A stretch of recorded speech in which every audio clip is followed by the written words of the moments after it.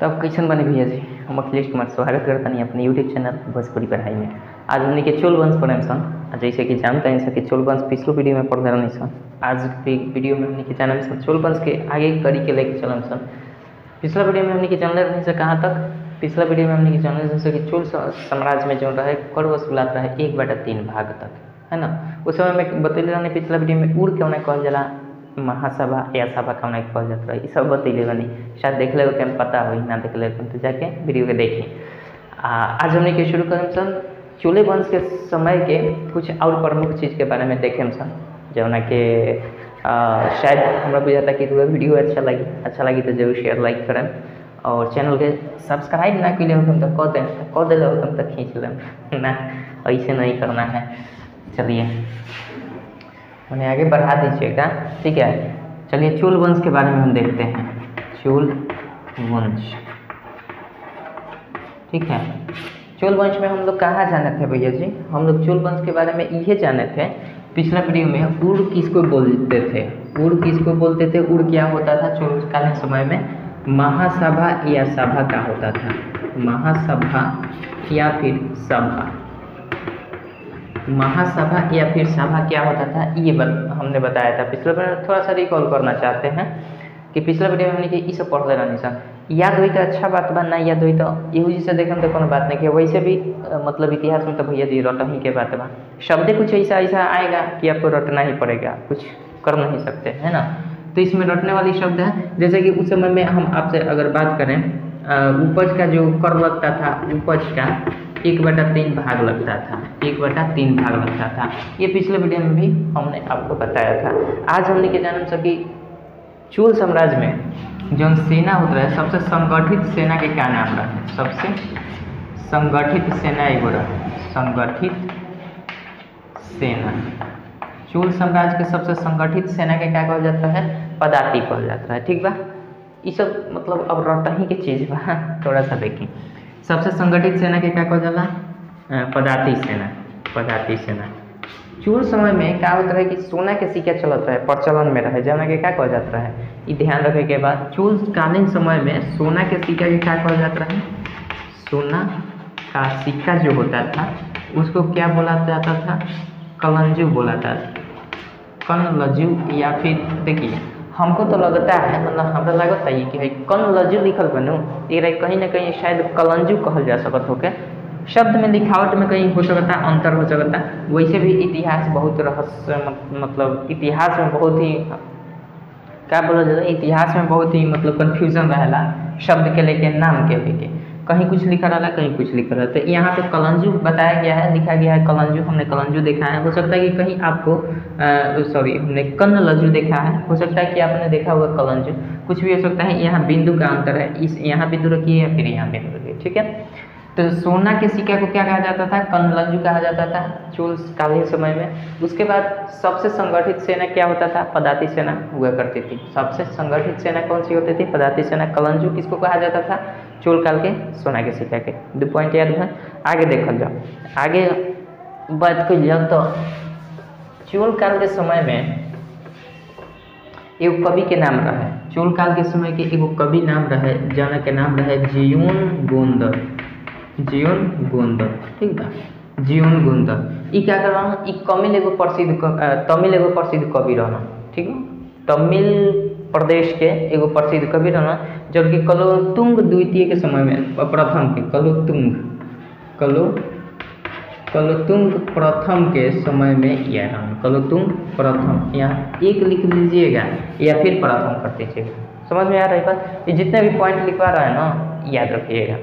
क्या था, जीवन गोंदर नाम के एक व्यक्ति थे जो कि तमिल प्रसिद्ध कवि थे, ये भी लिख लीजिए, तमिल प्रसिद्ध कवि, नहीं तो दिक्कत हो जाएगी। तमिल प्रसिद्ध कवि थे, तमिल क्या थे, तमिल प्रसिद्ध कवि थे, जो कि कलोतुंग प्रथम के समय में आए थे। इनकी एगो रचना थी, क्या नाम रहे रचना के भैया, इनकर एगो रचना रहे जना के नाम रहे कलिंगतु पर्णी। क्या नाम रहे, कलिंगतु पर्णी, कलिंगतु पर्णी, ठीक बा। ई रचना के क्या नाम रहे, कलिंगतु पर्णी। कोनो दिक्कत नहीं है, अपना पॉइंट से याद भनू कम से कम। आगे देखल जाओ, आगे अच्छा है ना, देखिए आगे देखल जाओ तो बात आवेला कौन चीज के, एगो तमिल त्रिरत्न बारन, तमिल साहित्य के त्रिरत्न, ये बहुत इंपॉर्टेंट बात। तमिल साहित्य के त्रिरत्न कौन है? तमिल साहित्य के त्रिरत्न आपसे पूछा जाएगा कन्नड़ साहित्य के त्रिरत्न बताइए। क आधा न पूरा न पूरा र। कन्नड़ साहित्य का त्रिरत्न का आपको नाम बताना हो तो क्या बताइएगा?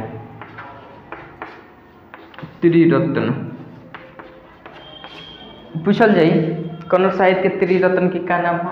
तमिल साहित्य के त्रिरत्न। तो याद रखिएगा बात, तमिल साहित्य में जब भी त्रिरत्न के नाम आवे ना तो में कंबन, औटकूटन और पुगलेंदी के नाम आता है। किसका? कंबन, औटकूटन और पुगलेंदी का नाम आता है। जबकि कन्नड़ साहित्य का त्रिरत्न में अगर बात कर जाओ तो हमें पंप, पोन और रन के नाम आवेला। ठीक बा, ये चीज़ याद रखेगा बा। ये क्वेश्चन कैसे बनेला? कभी कभी मिलान करे वाला क्वेश्चन दे देला। ठीक बा, यूपीएससी के एग्जाम में मिलान करे वाला क्वेश्चन दे देला। तो हो सकता है कि एम के नाम हेमे दे देव, हेमे के नाम हेमे दे देव, कन्फ्यूजन पैदा हुआ। एगो हेमे के नाम हेमे दे दी, एगो हेमे के नाम हेमे दे, तो मतलब परफेक्शन होके के चाहिए, और जौन भी याद होके पूर्ण रूप से याद होगी, ये ना कि कन्फ्यूजन में। भैया जी आज छोड़िएगा ना तो कल आपका पीछा लग जाएगा ये, ठीक है, तो बर्बाद हो जाइएगा। इसलिए याद रखिए, इसमें नाम आता है त्रिरत्न में कंबन, औटकूटन और आधा ट पूरा ट, आधा क पूरा क, कु आधा ट पूरा ट अन्न, औटकूटन और एक पुगलेंदी का नाम आता है, पुगलेंदी। ठीक है, पुगलेंदी। कौन कौन? कंबन, औटकूटन, पुगलेंदी। यहाँ पे आ जाता है आपका पंप, पोन, रन। पंप, प आधा म पूरा प, पंप, पोन अन पोन और रन। ठीक है, पंप, पोन, रन, ये कन्नड़ साहित्य के त्रिरत्न का नाम आ जाता है। जबकि यहाँ पे तमिल साहित्य के त्रिरत्न कंबन, औटकूटन और पुगलेंदी। कंबन, औटकूटन, पुगलेंदी, कंबन, औटकूटन, पुगलेंदी, याद हो जाए, होखे के चाहिए तब तो जाके मजा आए। ठीक बा, चलिए आगे बढ़ल जाओ। हमने के आगे बतैले रहनी एक बात कि जो राजराजेश्वर मंदिर के निर्माण भर रहा ना तंजाई में या तंजौर में या तंजाउर में, जना के निर्माण की कोई रहे राजराज प्रथम राजराजेश्वर मंदिर के निर्माण कर। राजराज प्रथम किसका? राजराजेश्वर मंदिर के निर्माण कर।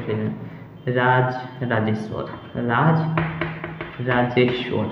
ठीक है, याद रखिए कि बाकी राजराजेश्वर मंदिर के जो निर्माण भल बनो ओकर विमान जौन बा ना, विमान, राजराजेश्वर मंदिर के विमान, ओकरा के पर्सी ब्राउन का कहले बरन?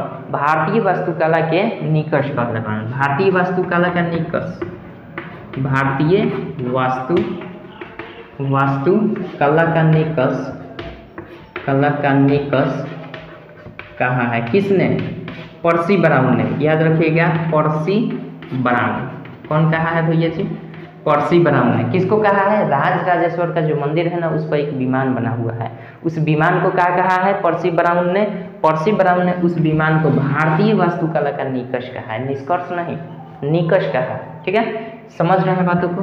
तो भारतीय वास्तुकला का निकष किसे कहा गया है? पर्सी ब्राउन ने कहा है। किसको? राजराजेश्वर मंदिर के विमान को। याद रखिएगा एक पॉइंट। आगे पॉइंट देखते हैं तो नटराज मंदिर जो है ना, नटराज प्रतिमा, चोल साम्राज्य के नटराज प्रतिमा जो चोल कला के जो संस्कृति के सार कहल जाला। एकरा के सार कहे का मतलब है सार बहनोई वाला सिस्टम ना, यहाँ सार मतलब अर्थ होला, सार माने मतलब निचोड़, निचोड़ कहल गइल बा। ठीक बा, तो नटराज कहाँ? नटराज कौन सा होता है? इनका चोल साम्राज्य, चोल कला के, चोल कला संस्कृति का सार, संस्कृति का सार, संस्कृति का सार या निचोड़ कहा गया है, सार या निचोड़ कहा गया है। ठीक है, कहा गया है। याद हो जाए, आशा करता नहीं कि याद तो हुई चाहिए। साथ ही साथ जो कांस्य के मूर्ति चोलकालीन समय के बना, चोलकालीन समय के कांस्य के मूर्ति संपूर्ण विश्व में उत्कृष्ट मानल गई बा, संपूर्ण विश्व में उत्कृष्ट मानल गई बा। कौन के? चोलकालीन कांस्य के मूर्ति के, कांस्य के मूर्ति जौन बा ना, कांस्य के जो मूर्ति बा इस संपूर्ण विश्व में, संसार में सबसे उत्कृष्ट जौन बा वो मूर्ति कांस्य के मूर्ति चोलकालीन समय के मूर्ति के ही मानल गल बा। एगो नाम आवेला ईशान शिव।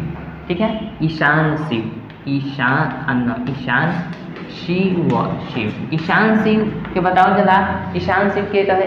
पंडित राजराज प्रथम के, पंडित पंडित राजराज प्रथम, नहीं भैया राजेंद्र प्रथम, गलती बोल दिए हैं, माफी चाहूंगा। पंडित राजेंद्र प्रथम के ये गुरु थे। कौन थे? ईशान शिव जो थे पंडित राजेंद्र प्रथम के क्या थे? गुरु थे। याद रखिएगा 10वीं शताब्दी के जो चोल साम्राज्य रहे ना, 10वीं शताब्दी के चोल साम्राज्य के समय में जो बंदरगाह के नाम आवेला, सबसे प्रसिद्ध बंदरगाह के, वो बंदरगाह में कौन प्रसिद्ध बंदरगाह के नाम है? वो कावेरी पट्टनम आवेला। ठीक बा, तो ये भी याद रखिएगा कि चोल कालीन समय में सबसे प्रसिद्ध बंदरगाह का नाम था, सबसे प्रसिद्ध बंदरगाह का नाम था बंदरगाह, जहाँ बंदर रहता है, नहीं जहाँ जहाज का मतलब एक्सपोर्ट इंपोर्ट होता है, जहाज जाकर रुकता है, जहाज़ों का अड्डा वही बंदरगाह होता है। ठीक है, तो प्रसिद्ध बंदरगाह कावेरी पट्टनम में था। कावेरी पट्टनम जो था वो सबसे प्रसिद्ध बंदरगाह हुआ करता था चोल काल के समय में, 10वीं शताब्दी की बात कर रहे हैं। ठीक है, तो ये चीज़ ये पॉइंट याद रखिएगा।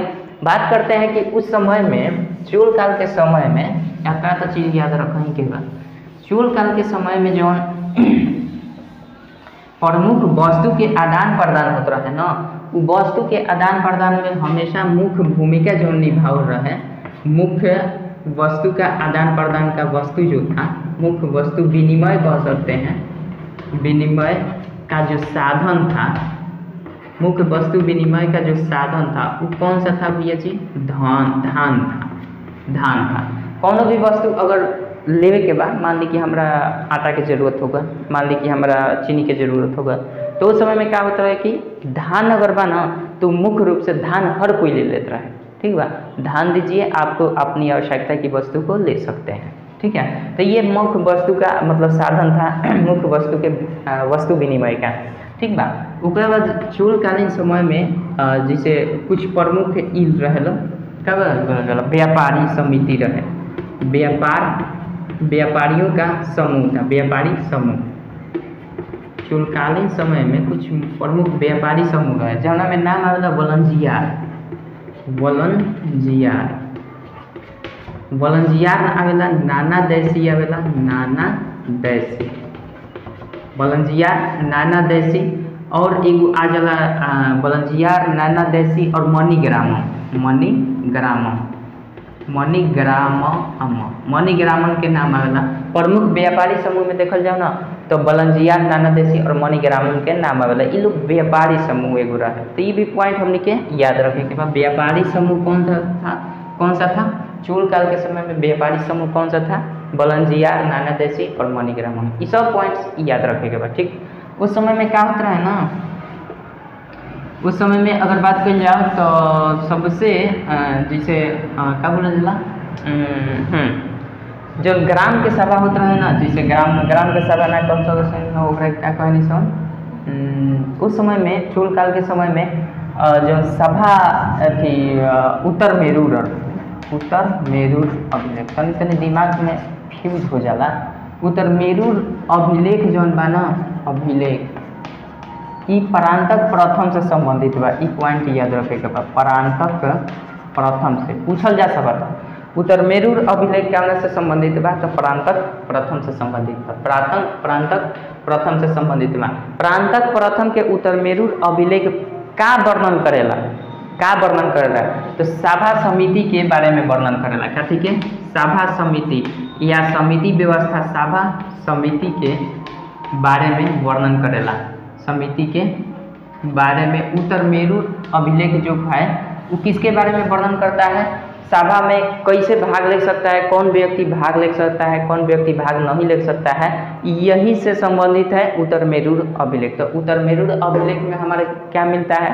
सभा या समितियों का मुख्य रूप से वर्णन मिलता है। तो इस प्रकार से अगर देखा जाए तो सभा में कौन सा व्यक्ति भाग ले सकता था, उस समय में सभा में कौन सा ऐसा व्यक्ति था जो भाग ले सकता था। तो इसकी एलिजिबिलिटी क्या थी? एलिजिबिलिटी कहें तो इसका मतलब कौन ऐसा व्यक्ति हो सकता था जो कि सभा का अगर सदस्य बनना चाहते हैं। जैसे चुनाव होता है, तो चुनाव होता है तो सबकी प्रक्रिया होती है कि आपको ये एलिजिबिलिटी होना चाहिए। चाहे कोई भी कैंडिडेट फॉर्म भी भरता है, जैसे हम लोग भी भरते हैं फॉर्म किसी भी जॉब के लिए, तो उसमें एलिजिबिलिटी होती है कि भैया जी आपको 10th पास होना चाहिए, इंटर पास होना चाहिए। उसी प्रकार से सभा का अगर कोई सदस्य बनना चाहता था उस समय में, तो याद रखिएगा कि उत्तरमेरूर अभिलेख में वर्णन मिलता है, उत्तरमेरूर अभिलेख में काथी के वर्णन मिलेगा, उत्तरमेरूर अभिलेख में वर्णन मिलेगा एलिजिबिलिटी सभा की सदस्यता, सभा की सदस्यता, स द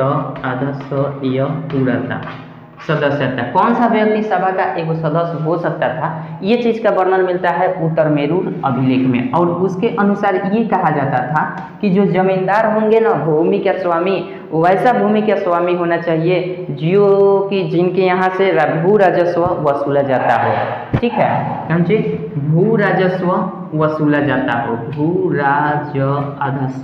भू राजस्व जहाँ से वसूला जाता था वैसे क्या होना चाहिए, भूस्वामी होना चाहिए, मतलब मालिक, भूमि का वैसा मालिक भूस्वामी होना चाहिए, ऐसा भूमि का मालिक जिनके यहाँ से भू राजस्व वसूला जाता था वही सभा का सदस्य हुआ करते थे। ठीक है। नंबर 2 ये होता था कि उनकी उम्र जो होगी ना, उनकी उम्र क्या होनी चाहिए, 35 वर्ष से लेकर 70 वर्ष के बीच में उनका उम्र होना चाहिए। नंबर 3 ये कहता है कि उनके पास अपना घर होना चाहिए, क्या, उनके पास अपना घर भी होना चाहिए, समझ रहे हैं ना, उनके पास अपना घर होना चाहिए। चौथा नंबर पॉइंट है कि उनको वेदों का ज्ञान होना चाहिए, वेदों का ज्ञान होके के चाहिए, वेद के ज्ञान, जैसे वेद में हमने की जान सकते ऋग्वेद, सामवेद, अथर्ववेद, यजुर्वेद, है ना, ऋग्वेद, यजुर्वेद, सामवेद, अथर्ववेद, ऐसे क्रम के अनुसार बोला जाता है। तो इस सब वेद के जानकारी भी होके के चाहिए। साथ ही साथ 5वां पॉइंट ये कहता है कि उनको प्रशासनिक मामलों में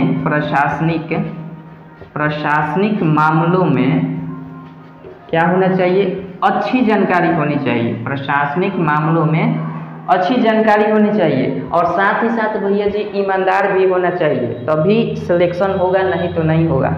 तो अच्छी जानकारी होनी चाहिए और साथ ही साथ ईमानदार होना चाहिए। ठीक है, साथ ही साथ क्या होना चाहिए, ईमानदार होना चाहिए। अगर ईमानदार नहीं है तो भैया कौन ईमानदार रहता है, ईमानदार तो कोई नहीं रहता है। फिर भी लिख दिया गया है फॉर्मेलिटी निभाने के लिए कि प्रशासनिक मामलों में तो जानकारी होनी चाहिए। ये तो फॉर्मेलिटी नहीं है भैया जी। मान लीजिए आप सदस्य बन रहे हैं, सभा की किसी भी समिति की सदस्य बन रहे हैं, आपको प्रशासनिक जानकारी ही नहीं है तो आपको बनाकर कोई क्या करेगा, आपको पता ही नहीं चलेगा कि मार होने के बाद पहले कहाँ जाएंगे हम।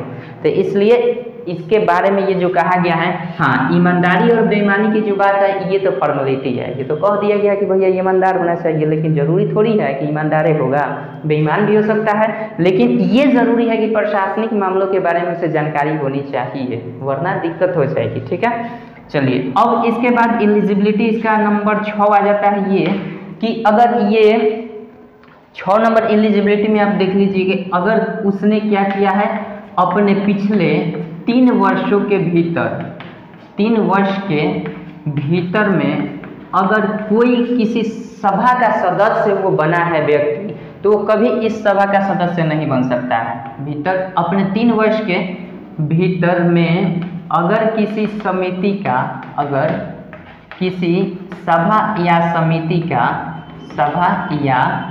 समिति का सदस्य है, समिति का सदस्य हो तो वो इसमें भाग नहीं ले सकता है, वो चुनाव नहीं लड़ सकता है। ठीक है, नंबर 6। नंबर 7 नंबर ये कहता है कि आपको अगर उसने अपनी खाता या फिर अपने रिश्तेदारों की खाता को जमा नहीं कराया है ना, तो उस सदस्य में भाग नहीं ले सकता है। समझ रहे हैं बातों को? तो इतनी सारी एलिजिबिलिटी थी। अगर खाता जमा नहीं किया है, खाता अगर अपना या फिर अपने रिश्तेदारों की खाता को जमा नहीं कराया है तो वह इसमें भाग नहीं ले सकता है। तो ये 2 निगेटिव पॉइंट है यहाँ पे सदस्य होने के लिए, कि अगर सदस्य उत्तरमेरूर अभिलेख में जो वर्णन मिलता है सदस्यों की एलिजिबिलिटी क्या हुआ करती थी, तो सो आपके सामने है कि वो जो भी व्यक्ति उसमें भाग सदस्य बनना चाहता है तो भैया जी वो सदस्य तभी बन सकता है कि वो एक तो स्वामी भू राजस्व होना चाहिए, जहाँ से वसूला जाता है उसका वो मालिक होना चाहिए। साथ ही साथ उसका उम्र जो होना चाहिए 35 से 30 वर्ष के बीच में, 35 से 70 के बीच में होना चाहिए। उसके पास अपना घर होना चाहिए, उसे वेदों का ज्ञान होना चाहिए, तभी वो बन सकता है, वरना नहीं बन सकता है। नेक्स्ट है वेदों का ज्ञान, प्रशासनिक मामलों में अच्छी जानकारी होनी चाहिए, साथ ही साथ ईमानदार होना चाहिए। बेईमान भी होगा तो चल जाएगा, लेकिन दिया गया है यहाँ पे ईमानदार होना चाहिए। अपने 3 वर्ष के पिछले 3 वर्षों में वो किसी भी सभा या समिति का मालिक सभा या समिति का सदस्य नहीं होना चाहिए। अगर इस प्रकार से होता है तो वो चुनाव नहीं लड़ सकता है। साथ ही साथ 7वां पॉइंट कहता है कि अगर वो अपना या फिर अपने पड़ोसी बोलते हैं, अपना या फिर अपने रिश्तेदारों का खाता जमा नहीं कराया है तो भी ये सदस्य में भाग नहीं ले सकता है। ठीक है, जो कि सभा और सदस्य क्या हुआ करती, सभा और महासभा क्या हुआ करती थी, पिछले वीडियो में बताया था। ये ब्राह्मण और अग्रहारों की एक समिति हुआ करती थी, जिसका संचालन कौन सी करती थी, बड़ियन नाम की समिति एक संचालन इसकी किया करती थी। तो ये सब तो पीछे मैंने बताया। चलिए फिर से हम देख लेते हैं। अब इसमें इसके बाद 2-3 पॉइंट्स हैं, उसको भी याद रखिएगा।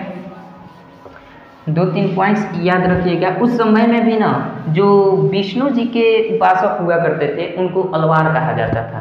क्या? जो व्यक्ति विष्णु जी की उपासक हुआ करते थे, विष्णु की उपासक, विष्णु का उपासक की नहीं, विष्णु का उपासक जो होता था उसको क्या कहा जाता था? अल्लाहवार, अल्लाहवार। ठीक है। और जो शिव की उपासक हुआ करते थे, जो शिव यानी शिव का उपासक क्या कहलाता था? शिव का उपासक क्या कहलाता था भैया जी? शिव का उपासक क्या कहलाता था? खासकर से कुछ कहेंगे क्या?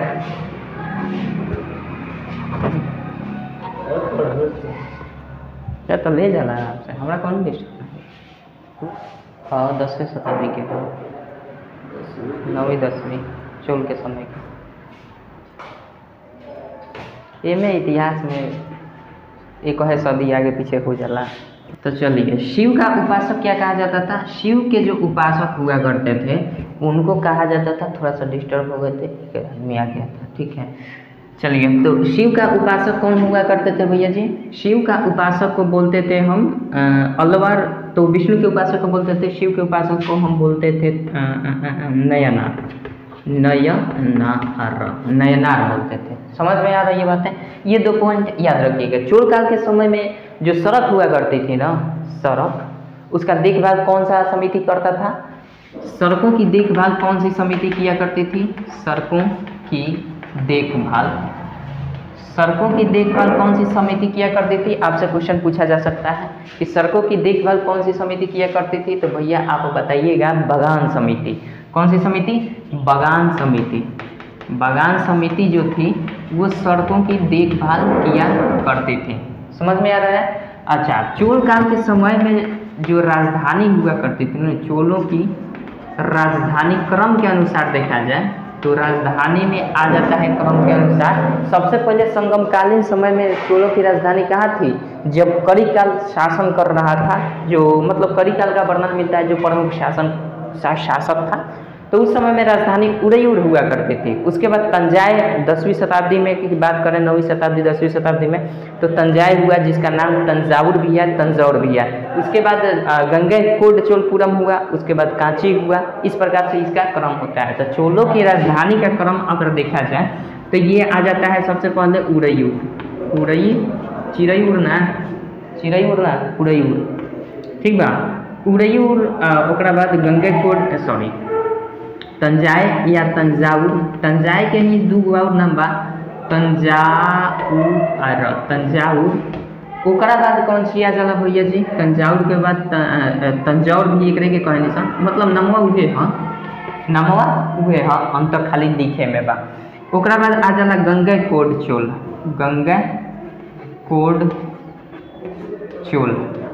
ठीक बा, गंगैकोंडचोलपुरम। अब ई हम थोड़ा सा कंफ्यूज याद बनी कि जहाँ ना बुक में ये लिखल बनी चीज़ बा, एक जगह लिखल बा गंगैकोंडचोलपुरम एके में, हम खुद कंफ्यूज बने भैया जी। पूरा कन्फर्म हुई तो जरूर बताएं हमरा कमेंट करके कि क्या सही अलग अलग बा। गंगैकोंडचोलपुरम के हम एके गो नाम समझी ले। ठीक बा। फिर दूसरका स्टेप में लिखल बा कि जो जना बुक से हम पढ़ले बनी, ये लिखल बा कि उदयपुर, तंजावुर और गंगैकोंड यहाँ तक एगो अलग राजधानी है, आ चोलपुरम एगो अलग राजधानी बा, यहाँ कोमा दे दिले बा तो अलग अलग पार्ट में बट गल बा। तो यहाँ अर्थ निकला था का कि उड़यूर, ओकरा बाद तंजौर, गंगईकोंड आ चोलपुरम आ ओकरा बाद कांची के नाम आवेला। ठीक बा, तो यहाँ हमरा ई बात तनी से समझ में नहीं आवत, बस समर्थन करे के बा, हमनी के मिल के पढ़े के बा महाराज। जरूरी थोड़े बा हमरा सब याद बा ना, जरूरी थोड़े बा हम सब सही बताएं ना, गलत हो सकता, लेकिन ओकरे के हमनी के विश्लेषण करे के बा, हमनी के मिल के करे के बा कि का सही बा का गलत बा। हम इहे चीज़ के गंगईकोंड चोलपुरम के कहीं कहीं एके में लिखल देखे नहीं, तो भैया एक में जब लिखल हुई तो कोई भी कह सकता कि एक एगो नाम के वर्णन बोध होता है यहाँ, लेकिन यहाँ कोमा लगा दिल बा गंगईकोंड आ फिर ओकरा बाद चोलपुरम। तो यहाँ से दूगो बढ़ जाता, हई बुझाता कि अलग एगो राजधानी है, हई बुझाता अलग एगो राजधानी है, हई अलग राजधानी है। तो ये हो सकता है कि कहीं यहाँ का कन्फ्यूजन मैं कर रहा हूँ, या फिर आप बताइएगा कमेंट करके कि क्या हो रहा है यहाँ पे। ठीक है, लेकिन क्रम अगर देखा जाए तो आपका उड़यूर हो जाएगा, तंजावुर हो जाएगा, गंगईकोंड, चोलपुरम और कांची इन लोगों की राजधानी हुआ करती थी। कोई दिक्कत नहीं है, इतनी सारी बातें आप याद रखिएगा। चलिए, तो इसमें हमने आज खत्म कर दिया है भैया जी कौन, चोल वंश हम लोगों ने खत्म कर दिया। चोल वंश का अंतिम शासक कौन था, राजेंद्र तृतीय, राजेंद्र तृतीय, ध्यान रखिएगा। चोल वंश का अंतिम शासक का नाम क्या है भैया, राजेंद्र तृतीय। चोल वंश के अंतिम शासक के नाम राजेंद्र तृतीय, ये याद रखे के बा। हई सब जितना वर्णन मिलल ये सब ध्यान में रखे के बा। आशा करता नहीं कि समझ में आई हो, एक दो बार रिपीट करके देखल जाए तो सब कुछ समझ में आ जाए, कोनो दिक्कत और कुछ नहीं है नु। चलिए, कुछ छूटल हुई तो माफ़ी चाहें, और फिर भी बहुत कुछ बा जानकारी, तो तनी मनी थोड़े बा बहुत बा, लेकिन जो मुख्य चीज़ बा वो याद रखल जरूरी बा, ताकि हमनी के काम तो खींचा जाए, कौन एग्जाम में बैठल जाए तो हई सबसे पूछे तो हमनी के बताइए सब, है ना। चलिए, फिर से हम एक बार रिवाइज करा के चाहते हैं कि कैसे कैसे का होता रहे। ठीक बा, चोल वंश में जितना अभी पढ़ाई नहीं हम सब में सब क्वेश्चन थोड़ा सा पूछे के चाहते हैं। अभी जस्ट क्वेश्चन नंबर 1 बताइए। क्वेश्चन नंबर 1 ये है कि सोना के सिक्का के क्या कहा जाता था, सोना का सिक्का जो होता था उसको क्या कहा जाता था चोल काल के समय में। अभी जस्ट बताइए कमेंट करके। नंबर 2 ये है बागान समिति। बागान समिति का काम क्या था भैया जी, बागान समिति किसकी देखरेख करती थी। ठीक है, नंबर 3 ये बता दीजिए हमको कि चोल काल के समय में ऐसा कर दीजिए, नटराज जो मूर्ति है ना, नटराज मूर्ति क्या है, और ये कहाँ पे आपको फिगर देखने को मिल सकता है नटराज मूर्ति। प्रैक्टिकली रूप में फिगर आपको कहाँ देखने पर नटराज की मूर्ति कहाँ मिलेगी, औजार बक्स देखे हैं ना, औजार बक्स पर पहले ये छपा हुआ आता था नटराज मूर्ति। ठीक है, जो ऐसे करके चक्र में हुआ करता था, आज भी वो होगा, इमेज को सर्च मारिएगा तो आपको देखने को मिल जाएगा। तो नटराज मूर्ति क्या हुआ करती, कांस्य की मूर्ति जब सबसे मतलब उत्कृष्ट कहाँ का माना जाता था, कांस्य की मूर्ति की बात किया जाए। नंबर 4 कांस्य की मूर्ति की बात किया जाए, कांस्य की मूर्ति की बात किया जाए तो चोल काल के समय में कांस्य की मूर्ति का स्थान क्या था, कैसा मूर्ति हुआ करता था चोल काल के समय में। ठीक है, आपसे पूछा जाएगा, बताइए कि कन्नड़ साहित्य के को आधा नाम पूरा नाम, कन्नड़ साहित्य के त्रिरत्न का नाम बता दीजिए आप लोग भैया जी। कन्नड़ साहित्य के त्रिरत्न के नाम बताइए हमें। तमिल साहित्य के त्रिरत्न का नाम बताइए, तमिल साहित्य के त्रिरत्न क्या बता दीजिए आप लोग। उसके बाद आप हमें बता दीजिए तमिल साहित्य के त्रिरत्न। उसके बाद बताइए कि कलिंगतुपर्णी किसकी रचना है,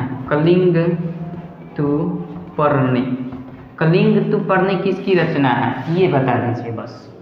वैसे भी खली खत्म, चैप्टर खत्म और ये वीडियो भी खत्म। मिलता है नेक्स्ट वीडियो में, और ये कमेंट करके ज़रूर बताइएगा। ठीक है, चलिए, जय हिंद, जय भारत।